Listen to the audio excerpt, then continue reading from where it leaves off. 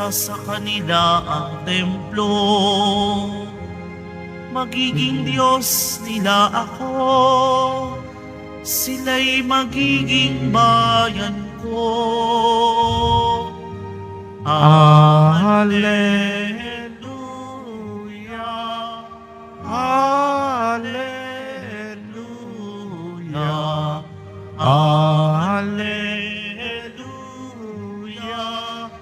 Alleluia.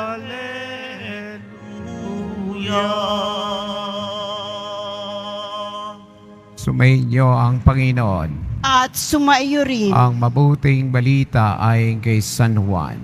Papuri sa iyo, Panginoon. Malapit na ang Pasko ng mga Hudyo, kaya pumunta si Jesus sa Jerusalem. Nakita niya sa templo ang nagbibili ng mga baka, tupa at mga kalapati at namamaliit ng salapi.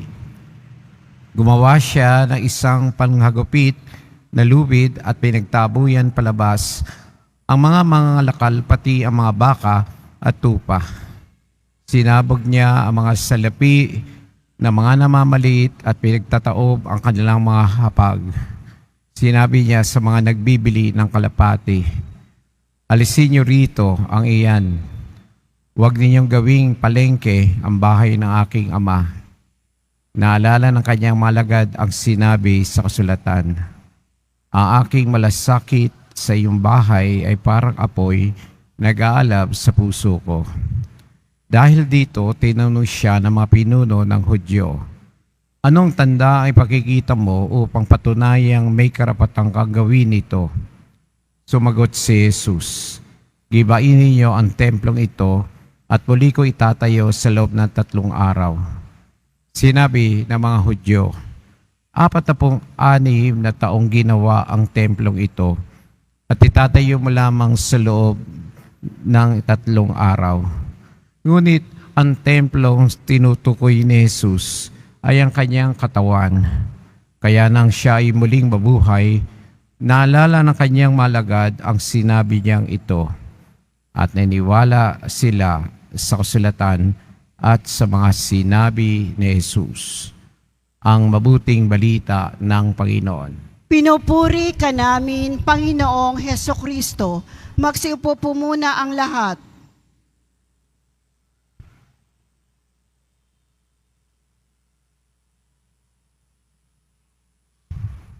Good afternoon po sa inyong lahat. Tayo po ay nasa 2nd linggo na po ng Adbyento. Magtatanong niyo po bakit hindi naka-violet si Father? Sapagkat sa araw na ito may mahalaga tayong ipinagdiriwang. Kagaya po ng aking nabanggit kanina, ito po ay ang kapistahan ng anibersaryo ng pagtatalaga sa tinatawag nilang Mother Church of the Philippines, ang Manila Cathedral, sa karangalan ng mahal na Birhen ng Immaculada Concepcion. Palakpakan natin ang Panginoon sa biyaya ng ating mahal na Birheng Maria. No? Napaka-simpleng background po. December 7, 1958. Post-war, ginawa po pagkatapos ng digmaang pangdaigdig ang consecration o pagtatalaga sa Manila Cathedral sa loob ng 2 araw. 2 araw isinagawa ang pagtatalaga pagkatapos ng digmaang pandaigdig. At ano po ang mensahe ng pagdiriwang natin na ito? Hindi lang po ito pagdiriwang para sa isang lugar na itinalaga ng Panginoon, kundi ito'y mahalagang paalala sa atin. Kung meron tayong kasabihan, there is a time for everything. Di ba nga? May oras daw para sa lahat. Sa seminaryo, nung kami nag-aaral, isang araw, nagulat kaming mga magkakaklase. May isa pong seminarista ang nabalitaan namin na napalabas ng seminaryo. Nagtaka kami, bakit siya pinalabas? Matalino, magaling sa sports, talented, palakaibigan naman. Bakit pinalabas? Hanggang sa natuklasan namin, Papanong hindi siya mapapalabas? Hindi marunong sumunod. Oras ng pag-aaral, nagdadasal. Oras ng kumain, nag-aaral. Oras ng maglaro, naglilinis. Hindi sumusunod sa tamang oras. Pero hindi lang there is a time for everything. There is also a place for everything. Hindi lang may tamang oras para sa lahat. May tamang lugar din para sa lahat. Kaya meron tayong kasabihan, alam mo, lumugar ka. Iligay mo sa lugar yung ugali mong yan. Ilagay mo sa lugar yung pag-aasal na yan. At ito ang magandang paalala sa atin, na ang Diyos naglalagay ng tamang lugar para sa atin. Kahapon ang ebanghelyo natin tungkol sa katigasan ng ulo ng tao. Bakit naparusahan ng tao? Matigas ang ulo. Hindi sumusunod. Kaya nga narinig natin sa ating ebanghelyo ngayon kung paano si Kristo pagpasok ng templo, itinama niya ang mga taong wala sa lugar. Masama bang magtrabaho, Father? Of course not.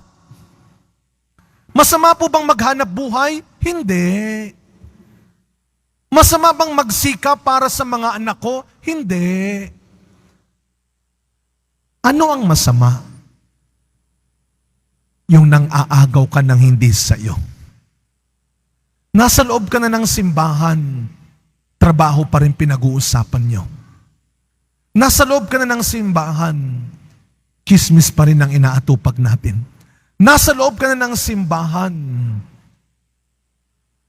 kung ano-ano ang iniisip, pinag-uusapan, at inuatupag natin. Hindi ito lugar para dyan. Napakaliwanag ng sinabi ni Kristo. Huwag niyong gawing palengke ang bahay ng aking Ama. Pag sinabing palengke, ito ay hindi lamang lugar na maingay, madumi.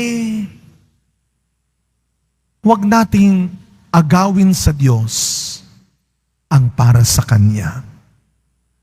Kaya nga, habang ginugunitan natin ang pagtatalaga sa Manila Cathedral bilang simbahan ng ating bansa, ng pananampalatayang Pilipino, huwag natin kalilimutan yung pangalawang bahagi ng Ebanghelyo. Ano ang pinakamahalagang lugar na kinalalagyan ng Diyos? Yan ay walang iba, kundi ang sarili mo. Ang katawan, ang templo ng Espiritu Santo. Huwag mong ikalakal ang katawan mo. Huwag mong hayaang dumihan, sirain ng iba ang templo ng Espiritu Santo.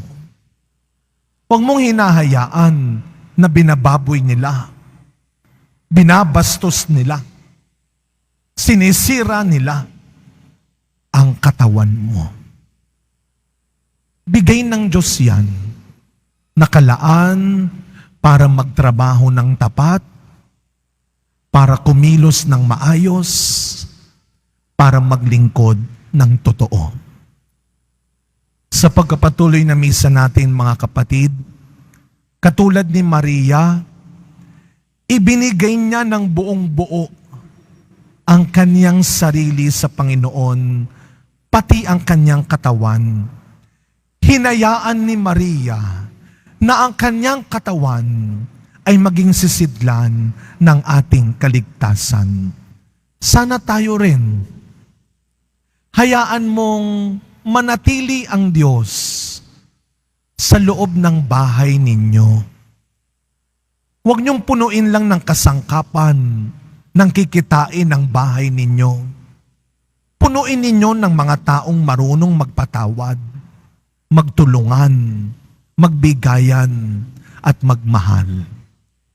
Lagi nating tatandaan, Araw-araw, kumakatok ang Diyos, hindi lang sa simbahang bato, higit sa lahat, sa puso ng bawat tao. May lugar, lumugar ka. Amen.